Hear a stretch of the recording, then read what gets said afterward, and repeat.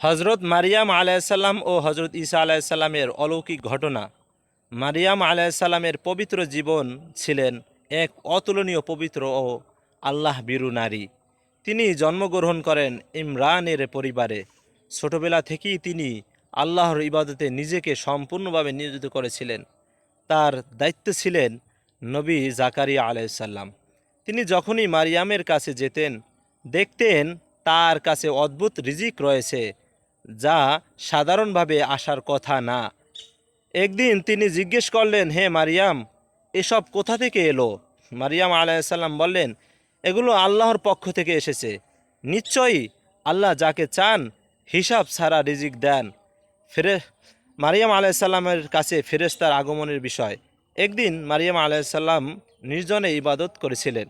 তখন আল্লাহর পাঠানো ফেরেশতা জিব্রাইল আলাইসাল্লাম মানুষের রূপে তার সামনে উপস্থিত হন।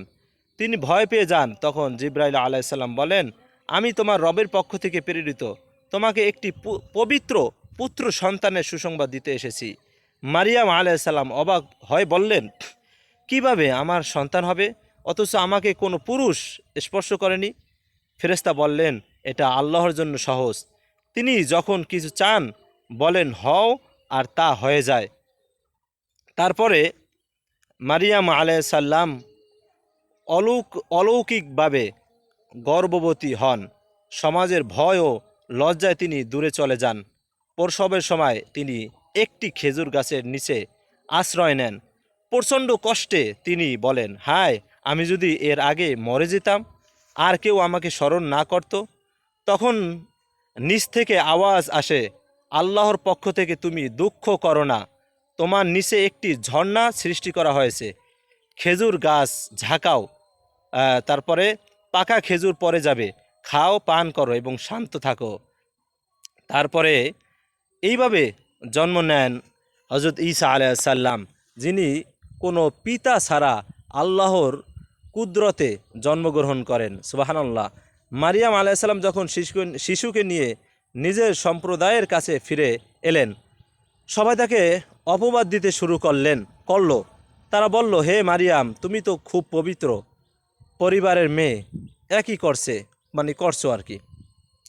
তখন তখন মারিয়াম আলাইসাল্লাম কিছু না বলে শিশুর দিকে ইশারা করলেন। সবাই অবাক হয়ে বলল, আমরা কিভাবে একটি শিশুর সাথে কথা বলবো? ঠিক তখনই দোলনায় থাকা শিশু ঈসা আলাইসাল্লাম কথা বলে উঠলেন, আমি আল্লাহর বান্দা, তিনি আমাকে কিতাব দিয়েছেন এবং আমাকে নবী করেছেন। তিনি আমাকে বরকতময় করেছেন।